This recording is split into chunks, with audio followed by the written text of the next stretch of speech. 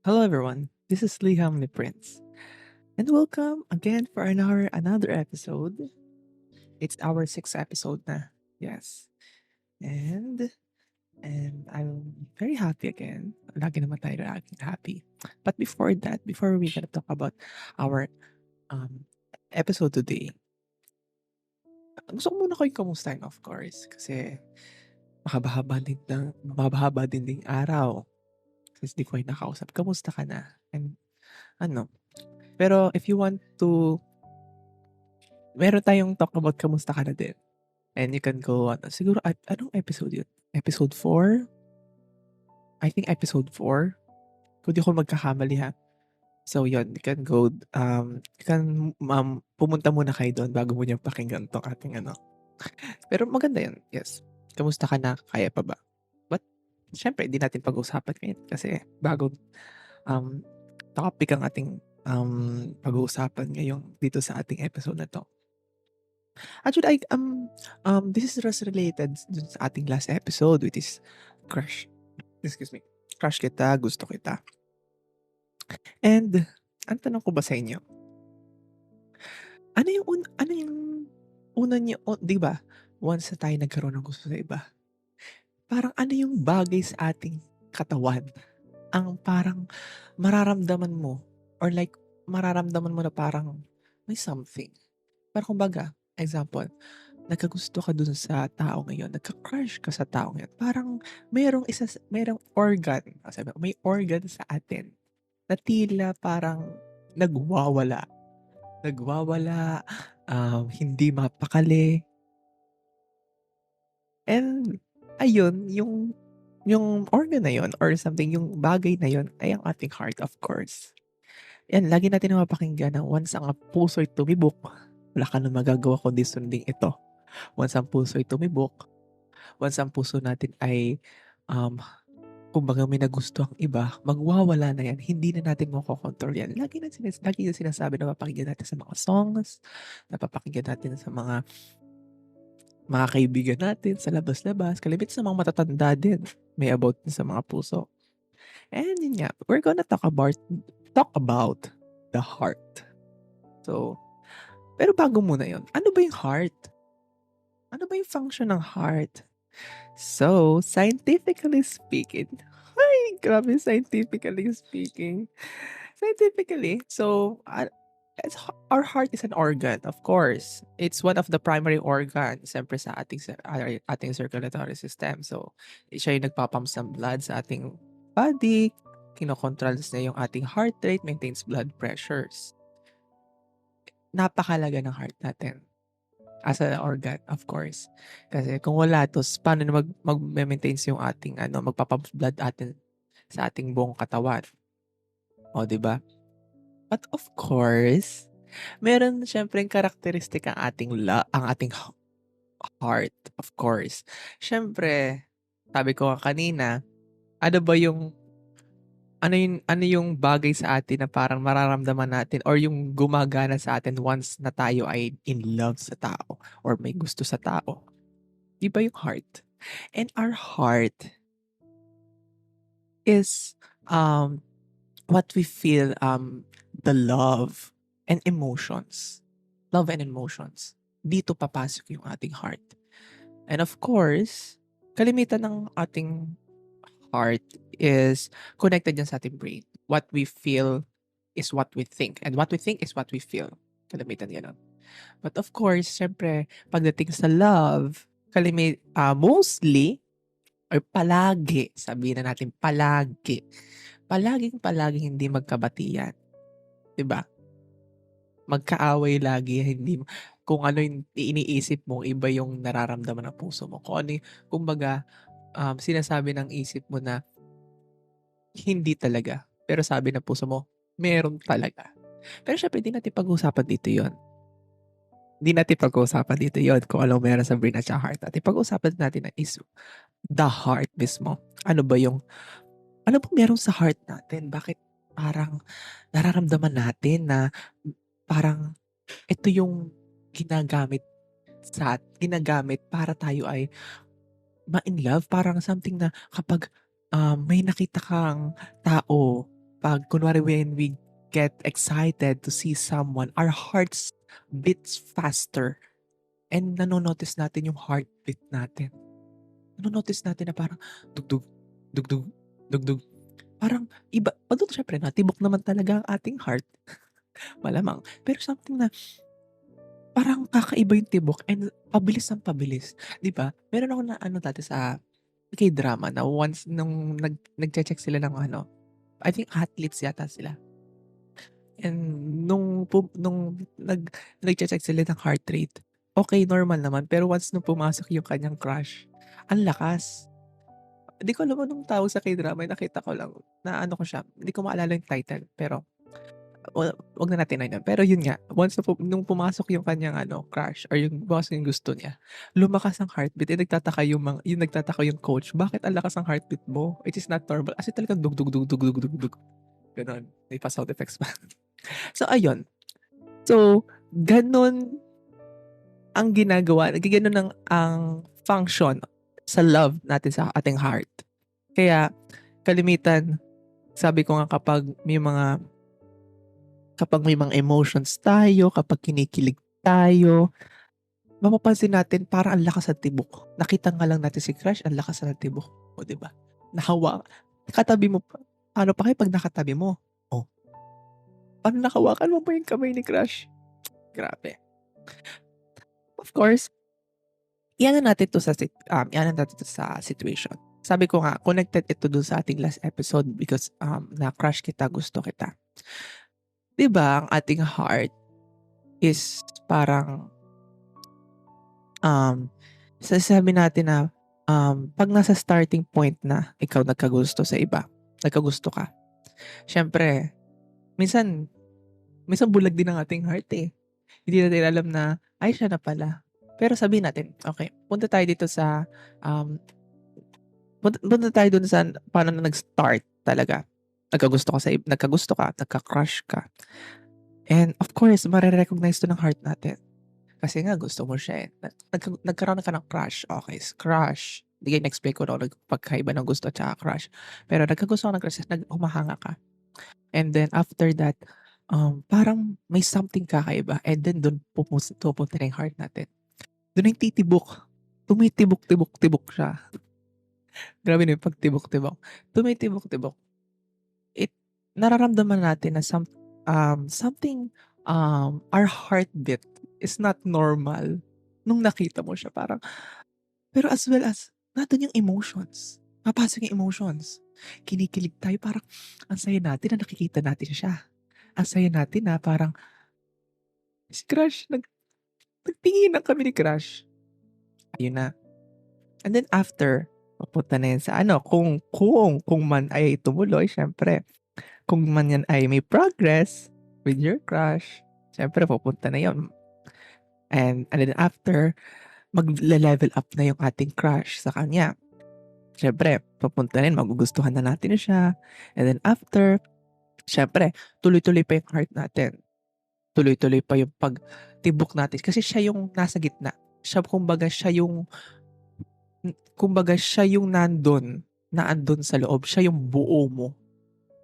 Sa tuwing naisip mo siya, siyempre, sabi ko nga brain, naisip natin siya. Agad-agad yung heart, pupunta agad sa brain. No, siya yung isipin mo. Oh, 'di ba? And then after, pupunta ka. And then after that, pagkatapos na yun, tuloy-tuloy, magbi-build yung inyong relationship, magbibigay yung connection niyo sa isa't isa. And after that, kung same man ang feelings niya sa'yo, ayun na dun na magi-start. And then dito na magsasabi ko na yung ating ano is ready to di siya masisira, parang is ready to give yung part mo ng heart sa kanya. Pero of course, wag mo natin pagsabi ko nga, eto ha, pag tayo may gusto sa iba at you're not ready, wag niyo muna ibibigay yung heart niyo. I-gatekeep niyo muna yung heart niyo para sa kanya. If you are not sure na gusto ka niya, Sabi ko nga, if you're not sure na gusto ka niya, wag mong i-gatekeep mo muna. Iprotektahan mo muna yung heart sa kanya. Baka mamaya kasi nabigay mo na agad yung heart sa kanya, di mo pala sure, edi nasira na. Sabi ko nga, make sure na siya na yon.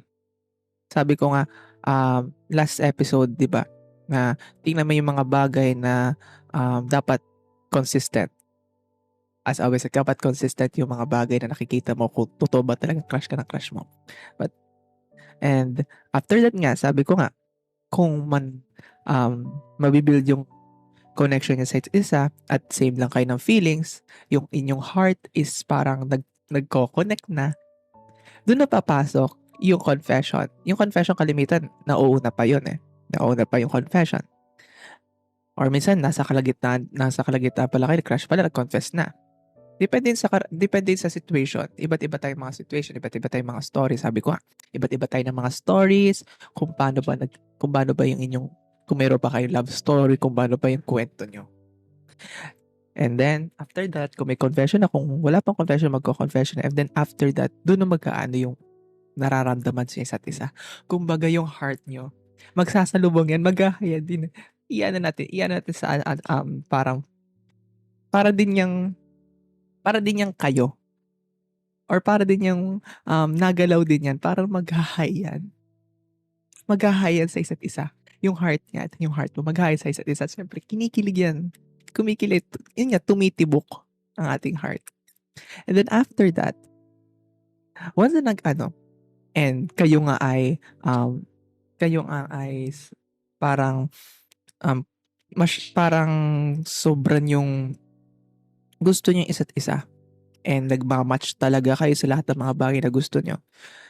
After that, minsan may pagkakataon na hindi mo na sinasagot. May pagkakataon sinasagot na, depende nga. Pero kung sinagot na, ito yung sinasabi kong yung half of your heart and half ng heart niya is parang bubuo ng another heart and yun ang gagamitin niyo. Yun ang papatibukin niya kasi nga pinag-isa kayo. Pinag-isa kayo na magmahalan at isang puso ang papatibukin nyo. Isang puso ang papatibukin nyo at dadalhin nyo sa future nyo. Pero of course,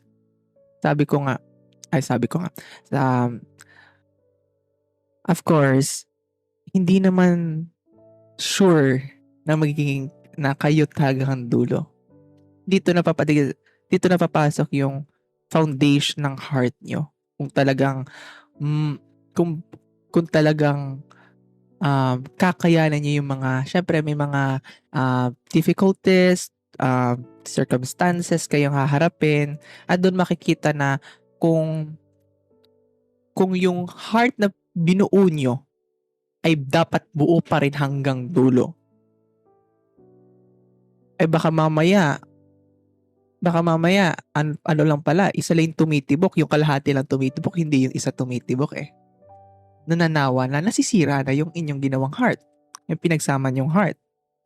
Nasisira na. And kapag ganun, punta tayo dun sa situation na parang pag hindi nag-work, hindi yung foundation nyo as a partner, hindi ganun katibay. And at hindi siya yung tao para sa'yo. Hihiwalayan. Once na kayo nag-break up, hihiwalayan. And yung part mo, babalik sa'yo at part niya babalik sa kanya. Dapat ganun sa relationship. Yung part mo, yung kalahati ng iyong heart, ibigay mo sa kanya. Yung kalahati ng heart niya, bigay nyo sa'yo to form a new heart at yun ang gagamitin nyo para patibukin. Para kumbaga, yun ang magiging isa kayo eh. Iisa kayo. You two became one. Kumbaga. And then after that, once na bumalik yan sa ating heart, syempre, doon na magsisimula na ang masisira na din, syempre, basag yung kalahati ng heart natin. And yung ating another heart na natira sa atin para sa atin, yun ang magre-restore para maging okay na ulit yung ating kalahating heart. Siyempre, masakit siyempre, babalik yun. Babalik yung ating heart sa atin na parang sobrang sakit na nangyari. Depende kung anong situation na nangyari sa inyo. Iniwang ka ba? Or something na hindi talaga nag-work yung mga ginagawa nyo. Yung ginagawa nyo naman ang paraan pero talagang, kumbaga, tinadhana kayo, pinagtagpo kayo pero hindi kayo tinadhana. Ganon. Then after, ikaw mararanasan mo siyempre, masakit siyempre. But of course, may kalahati kang heart eh. Buo siya. Buo siya, maayos yung kalahating heart. At yun ang magiging as help dun sa kalahating heart mo para mag-heal. At doon na papasok yung healing process. Doon na papasok yung healing natin. Healing matters. Kaya sinasabi ko ito, yung ating kalahating heart. Ba't importante na kalahati lang yung heart na ibigay natin para sa ating mamahalin? Huwag natin ibigay yung ng buo. Because, yun ang, sabi ko nga, yun ang magiging way para at least man lang tutulungan yung kalahati mong heart na i-restore ulit at buo ulit at babalik ulit yung original na heart mo. Kung saan una pa lang hindi mo siya nakilala, hindi mo pa siya nakilala, buo yung heart mo. At ganon, babalik sa simula kung ano ba talaga yung heart mo. Kaya napakalaga na wag nating ibigay ang ating buong puso sa taong mamahalin natin.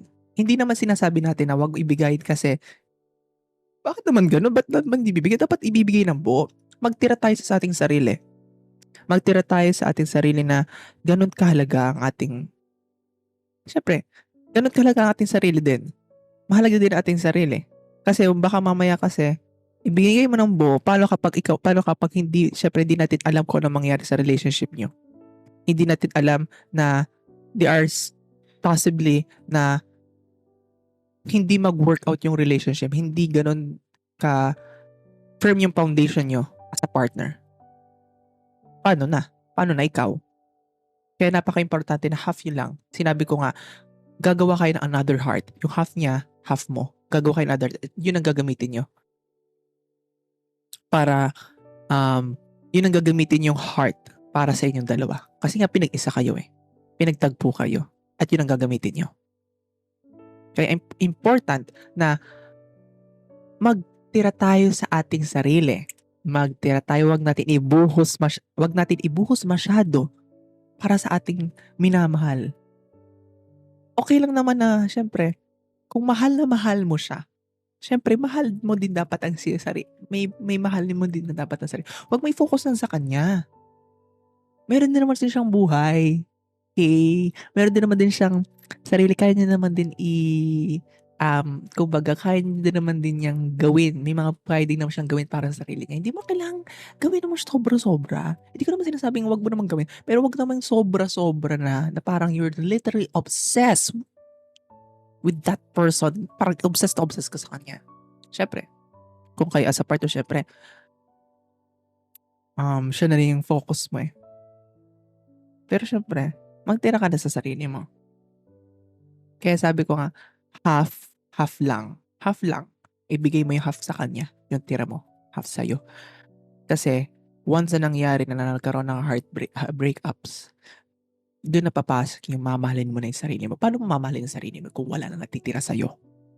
Paano mamahalin ang sarili mo kung ibinuhos mo lahat ang iyong pag-ibig, ang iyong puso sa kanya? Paano na ang mangyari sa'yo?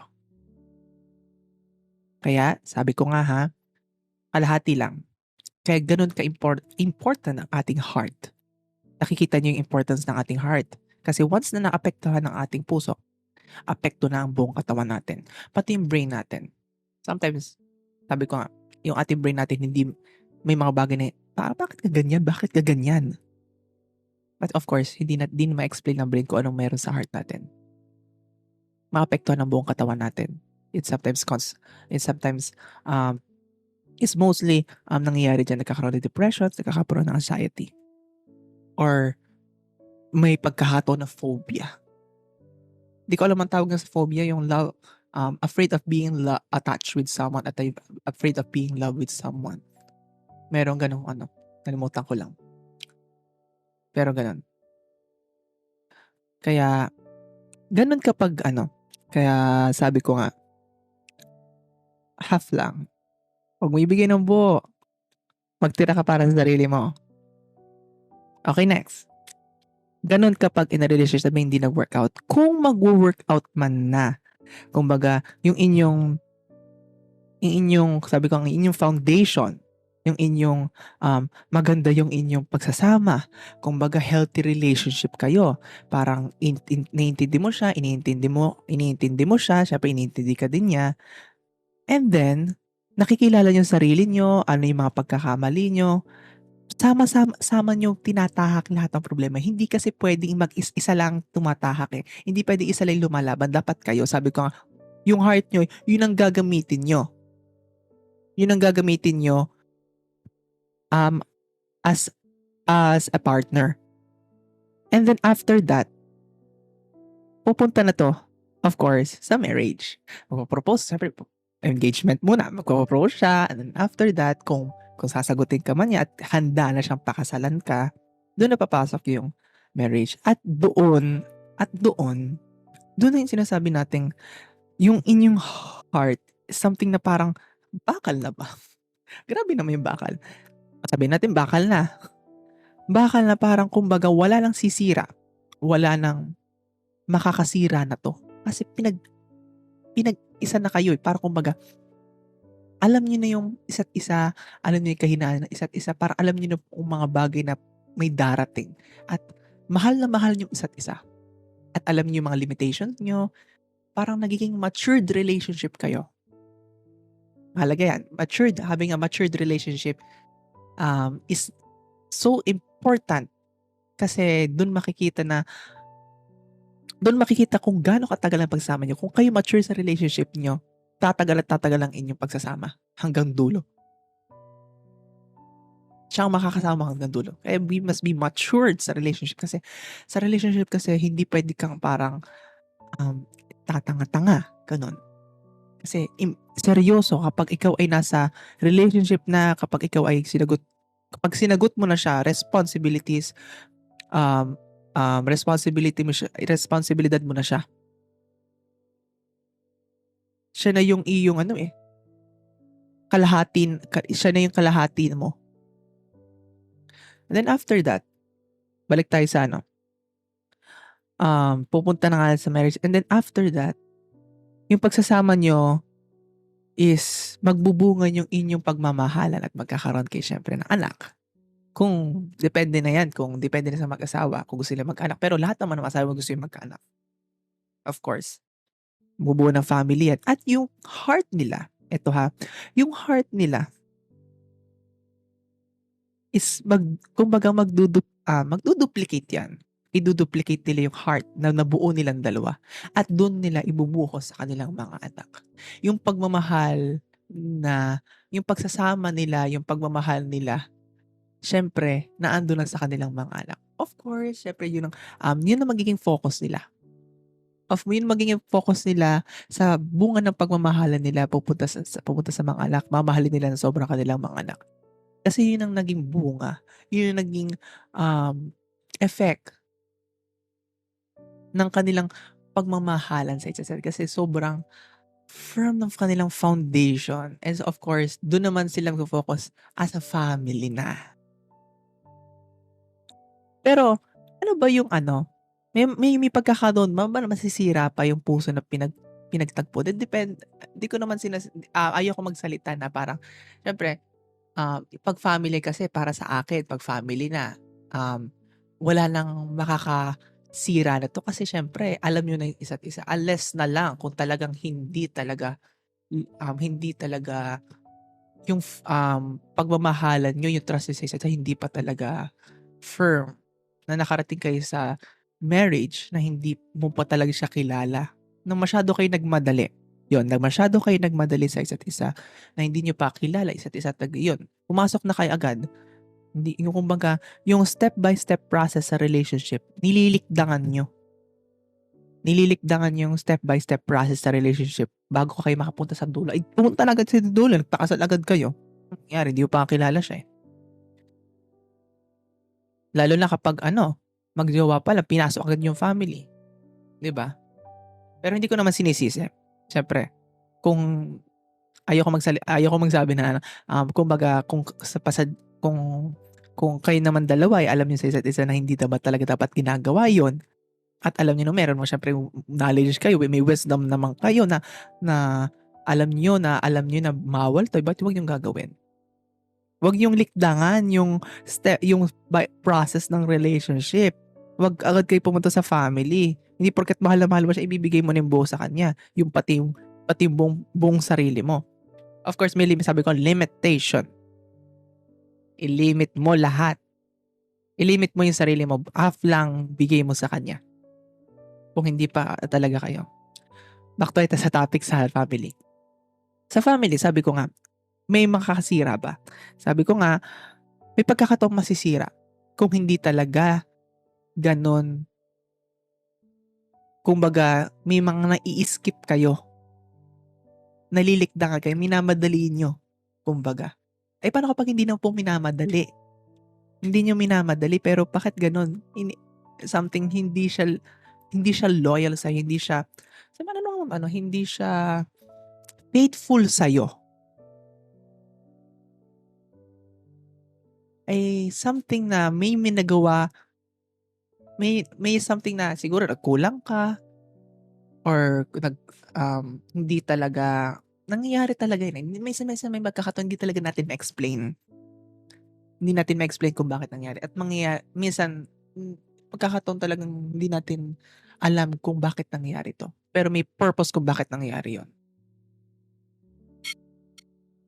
And let's say na hindi talaga nag-workout, talagang nasa marriage na kayo, pero tapos iniwan ka pa rin niya. Kumbaga, sasabihin niya na, something is wrong between us. Something, something nararamdaman ko na parang hindi tayo sa isa. Ba't kayo nakapunta sa marriage nga eh? Pero, ganun talaga nangyari. Pero let's go back tayo sa kapag nagkaroon ng family, nagkaroon ng anak.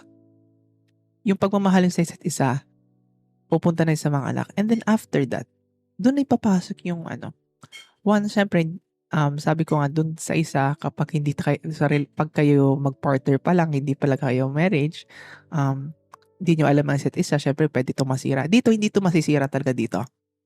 Kapag talagang loyal, yung faithful talaga siya sa iyo, mahal na mahal ka talaga niya. Dito lang talaga, papasok na yung, syempre hindi na yung ating buhay. Hindi na, kumbaga, hindi syempre permanent tayo naninirahan dito sa ating world, sa ating mundo. And then after, syempre may magpapaalam talaga. Hindi lang alam natin kung kailan, minsan napapaaga, minsan syempre at the age of something. May mga age, pero ayoko nang usapin yun kasi it's about death. Pero di natin pwedeng, sabi ko ang heart ng pinag-usapan natin dito. Hindi natin alam kung kailan yung ating buhay. Minsan, mawawala na lang yung isa, yung partner mo. At hindi natin alam kung kailan yun. Pero of course, nandun pa rin yung pinag-isa yung puso. At lahat ng yon ay ibubuhos mo sa mga anak mo. Ganon din.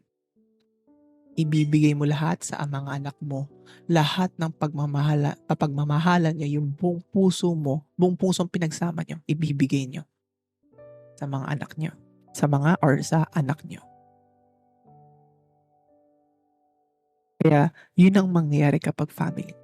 Unless na lang kung syempre talaga desidido pa yung isa na mag-asawa at maghanap ulit. Depende na lang kung ready pa ba niyang ibigay ulit ang kanyang puso. Kukuhanin yung kalahating puso. Pero syempre, sa kanya na yung puso na kanyang minamahal. Kasi syempre, nakarating na sila sa Unless, depende na sa situation, kumbaga. And ayun, ganun yung ating process ng heart natin. Yun yung nangyayari sa heart natin. Starting from crush. And after going to marriage. Huwag natin skip ang process sa relationship. Step by step. Siyempre, hindi during your parang journey yan eh. It's a journey. Pero syempre, pag kayong dalawa, wag niyong lilikdangin ang mga bagay. Kasi kaya nga kaya nga may mga iba na nagtatagal ng 2 to 3 years, 4 years, 5 years kasi tinitingnan nila, pinapalakas nila yung kanilang puso, pinapalakas yung pinagsama nilang puso, yung foundation nila. Para kapag nakarating sila sa marriage, alam na nila yung gagawin nila. Alam na nila yung mga gagawin nila, alam na nila yung mga paraan to fight the battles kasi iisa kayo. Always remember, your heart is very important. Syempre, of course, as your organ, napaka-importante niyan. But of course, yung heart natin is very fragile din yan. Kaya as I said kanina na nasisira to. Nasisira to in a way na once na nasaktan mo yung tao, kahit simpleng salita, nasisira yan. Nasisira yung ating heart kapag babalik yung ating kalahating heart na sirang-sira. Siyempre nga, sira yung isa at yung isa magre-restore. Ganon. And be careful sa ating gagawin. Be careful sa ating mga sasabihin, sa ating gagawin kung man nasa parang kayo ng process pa lang. Of course, isipin mo muna mabuti kung tama ba itong ginagawa ko. I-make sure mo na baka mamaya kasi pag ko to, maka-apekto sa kanyang heart. Dadalhin niya hanggang future yon. Kumbaga, may break na. Kaya, it's very important ang ating heart. Tandaan natin. Sabi ko kanina, ang ating tandaan, wag natin ibigay ang buong buo para sa ating mamahalin. Magtira tayo para sa sarili natin. Pangalawa, be careful sa ating mga gagawin. Kasi our heart is very fragile. Parang yung glass. Once na nabagsak, mababasag at mahirap ibalik ulit. At lalo ang heart natin, mahirap ibalik ulit pag nabasag yan. Mahirap i-heal. Minsan, pinipilit nating buuin pero hindi natin mabuo. Pangatlo, huwag natin skip lahat ng mga process. Kasi yung heart natin, may pagkakataon na naging immature yan. Having a matured heart is parang, kumbaga, makakarating yan hanggang dun sa ating future na ating dream natin. Kaya kailangan na mature the heart natin. Huwag nating i-mature yung ating heart. Kasi huwag nating i-skip ang lahat ng process. May process ang pagmamahal. Ang puso, minsan, hindi natin mapigilan, pero pigilan natin. Pigilan natin ang ating puso. Kasi once na kasi nagkaroon, syempre gusto mo siya, baka kasi mamaya kasi, mapasobra naman. Masama ang sobra lagi. Nakakasama ang sobra. Walang matudulot ang sobra. Ipagkakataon, syempre, na okay lang naman pero masama ang sobra. Kaya yun. Kaya tandaan lagi natin, our heart is very important in love. Siya yung, kumbaga, core ng love. Kumbaga. And that's it. That's it for our episode. Kaya, ayun. Our heart, the heart. Our episode 5, the heart. So thank you very much for listening. And I hope that you learn so much. And pati ako natututo din ako. Hindi lang kayo natututo dito, pati ako natututo. Nung inaano ko to, may mga bagay pala kailangan ko pang gawin. May mga bagay na kailangan ko pang improve. Maging matured tayo sa i-mature natin yung ating puso natin. Hindi dapat, alam mo yun, hindi basta-basta yung ating heart kasi. Ayun, hindi lang kayo natututo dito. Ako lang din natututo sa podcast na to. Ano yun? So yun, thank you very much for listening. So follow us on Twitter at lihamniprince11. And also our Spotify podcast. Follow nyo guys. Follow nyo guys. Follow nyo guys ang ating podcast, Liham ni Prince. Ako na. Ayun. And of course, I'm happy to say that we are now on Apple Podcast, Amazon Music. So, pwede nyo nang pakinggan ang ito tong ating episode mapopost din doon. So, if you have an Apple Podcast, if you have an Amazon Music, you can hear our podcast there. So, yan. And then, follow din guys ang Liham ni Prince sa Apple Podcast and of course sa Amazon Music. So, available lang ang ating nag-expand na tayo. And of course, thank you very much for listening and have a great day sa inyo. So, ayun, kaya sabi ko, kaya mo yan. So, protect niyo yung heart niyo. So, ayun. So, thank you very much for listening for our 5th episode. So, thank you very much and have a great day. Have a good night sa inyo.